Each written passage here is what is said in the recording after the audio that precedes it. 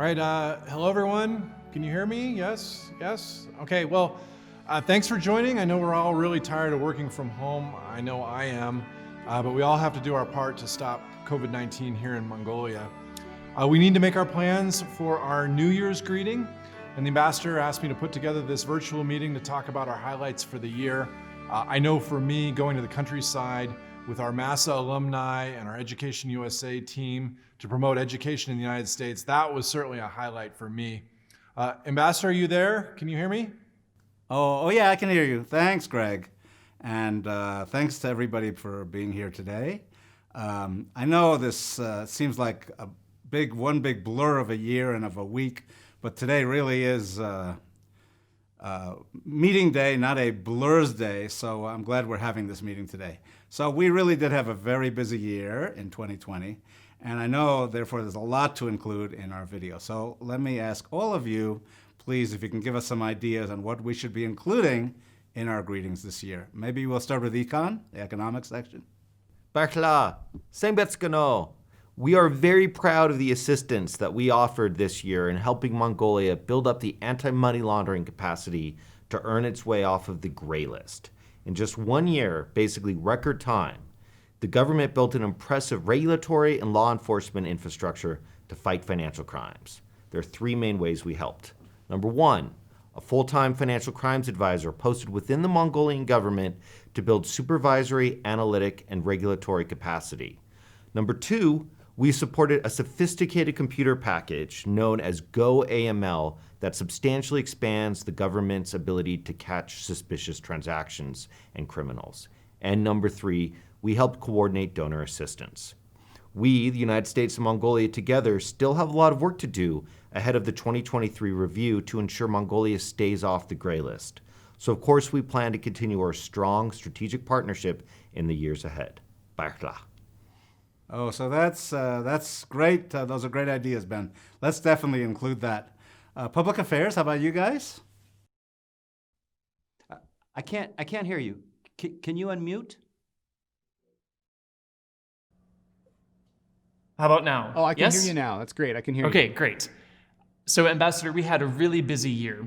As part of our strategic partnership, we started a revitalization project of all of our American corners, and we built a new American corner in Darkhan City. At these refreshed spaces, Mongolians can practice English and learn about studying in America. Speaking of studying in America, our Education USA program, which provides free advising to Mongolians who are interested in studying in the United States, they won 2 huge awards recognizing the great work that they're doing to make their programs accessible for people who live with disabilities. Of course, the pandemic forced many of our programs online, but that allowed us to interact with more of our Mongolian friends than ever before. For example, let me just share my screen with everyone, and I'll show you a little bit of our Arts from Home program, which supported Mongolian artists at the start of the pandemic.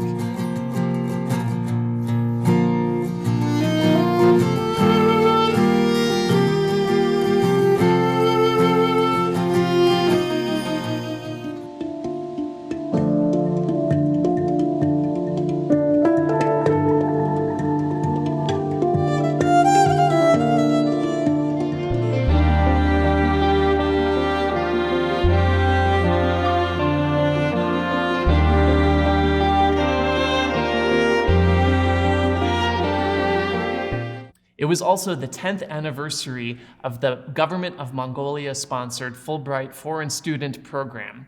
This is the program where the Mongolian government sponsors grantees to study in the United States. In 10 years, 90 people have studied in America through this program, and we had a huge online event with almost 1,000 participants who participated in panels and learned about the program. We're looking forward to the next 10 years. Great work. I'm glad we're able to keep up with our engagement with our Mongolian friends, even as we're fighting this pandemic. So how about the Defense Attaché's office? Thank you, sir. Can you hear me? This year, we opened 5 new kindergartens across Mongolia. U.S. Indo-Pacific Command financed these kindergartens, which were built by Mongolian companies to help underserved communities. The kindergartens meet both U.S. and Mongolian standards, making sure the community's children can learn in a safe and warm environment. Let me share my screen to show you a bit more about these kindergartens.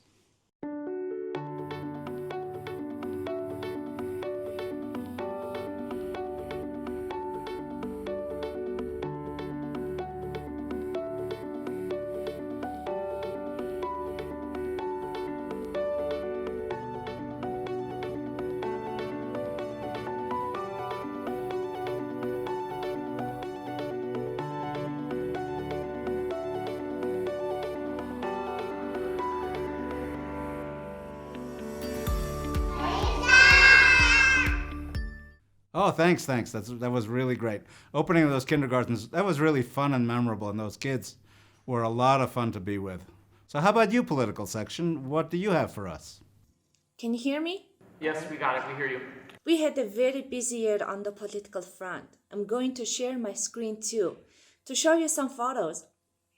As you know, both our countries had important elections this year, and we had the chance to do informal poll observation in Ulaanbaatar and two provinces. It was a wonderful opportunity for us to see Mongolian citizens exercise their democratic right to vote. And we also launched the US-Mongolia Child Protection Compact Partnership. This 4-year, $5 million partnership will support Mongolia's effort to prevent child trafficking and forced child labor.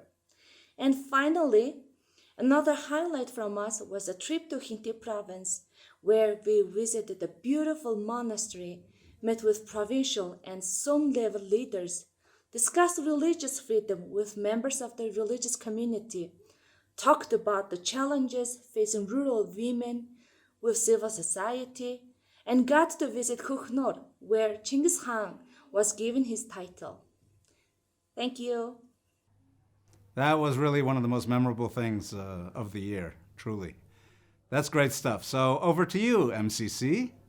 We're making great progress on implementing the $350 million Millennium Challenge Corporation Water Compact.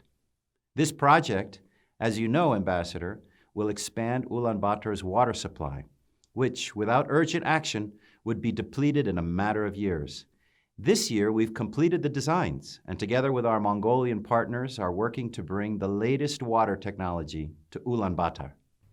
Oh yeah, that's really going to make a huge difference for Ulaanbaatar. And you know I really love this city. So thank you, MCC. Of course, USAID had lots of programs and assistance to Mongolia this last year, and the arrival of our new director. So Gary, what do you have to offer by way of USAID? Thank you, Ambassador. As you know, the United States, through USAID, provided 50 state-of-the-art ventilators, supplies, and technical assistance to the people of Mongolia. These ventilators are being distributed to hospitals throughout the country for use by those affected by COVID, as well as patients with other medical conditions who need assistance breathing. USAID is also supporting small and medium enterprises by facilitating loans to expand their business. In its first year, the program has helped nearly 700 small and medium enterprises with loan applications, over which half are women-owned businesses. As a result, these companies have received over 30 billion Turek, or $10 million, to grow their businesses, generating 300 new jobs for Mongolians. USAID also supported Mongolia's cashmere industry through technical assistance to improve its brand recognition worldwide. As Coloradans, my wife and I are excited to be in Ulaanbaatar, which is a sister city to Denver, Colorado.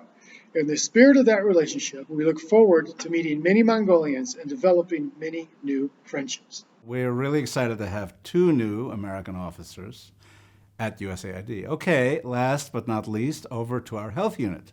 Dr. Suvda, congratulations again on being our locally employed staff member of the year. You really deserve it. Thank you very much. This year we worked together to help prevent and slow the spread of COVID-19 in Mongolia and keep our embassy community, Americans and Mongolians, well-informed, safe, and healthy. Well, thank you so much, Dr. Suvda. So to everyone else who contributed ideas for our greetings this year, thank you also. We definitely have too much to fit into one video. Oh, actually, wait. We do have one more thing to add. Just like everyone else in the building, the consular section was really busy this year. I would say that our biggest accomplishment was helping Americans in Mongolia to return to the United States at the start of the pandemic. And then later in the year, we helped Americans to vote and participate in our electoral process. The last thing we want to include in the video is a reminder for all Americans to register in STEP so that they can keep informed on important health and safety information. There's even more I'm sure we haven't even named. We should be sure to tell people, therefore, to follow us on Instagram and Twitter and Facebook to learn more and maybe put up a link. Please thank all of our Mongolian partners and friends for all of their cooperation this last year. Despite all these challenges which the pandemic posed, all the adjustments we had to make, and all of the challenges and really sorrow that the world faced this year, I'm heartened by the friendship that our two countries share. And I really mean that. This was a hard year for everyone all over the world, but I think one thing I learned at least, and I think I'm also speaking for others, is that when friends stick together, we can still accomplish our goals and help each other through even the darkest times. I know 2021 will bring more challenges, but I hope it also brings lots of joy. Life will go on, we'll continue to adapt, so since all of us are working from home, let me just say right now to all of you, Happy New Year. Dear? Who's there? Oh, I'm just talking to some of my colleagues. Oh, hello everybody. Happy holidays. See you in 2021. Happy New Year. Happy New Year! Okay, great. So now let me see how I save a copy of this meeting. Dear, can you help me with this? I'm not very good at technology. Oh no, I think I must have just posted it online.